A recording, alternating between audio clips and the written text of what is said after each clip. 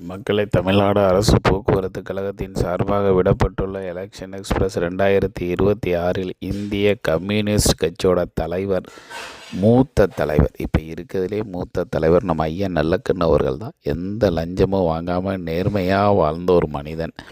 அவரை பற்றி பேசும்போதே துக்கம் தொண்டை அடைக்கிறது. அந்த மாதிரி ஒரு நல்ல மனுஷன் இன்றைக்கி அரசாங்கம் சென்னை ராஜாஜி ஆஸ்பத்திரியில் போய் அட்மிட் ஆகியிருக்காரு.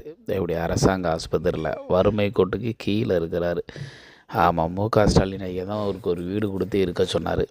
இப்போ கவர்மெண்ட் ஹாஸ்பிட்டலில் அட்மிட் ஆகியிருக்காரு. ஆள் ரொம்ப சீரியஸாக இருக்கார். அப்போமோன்னு இருக்கார்.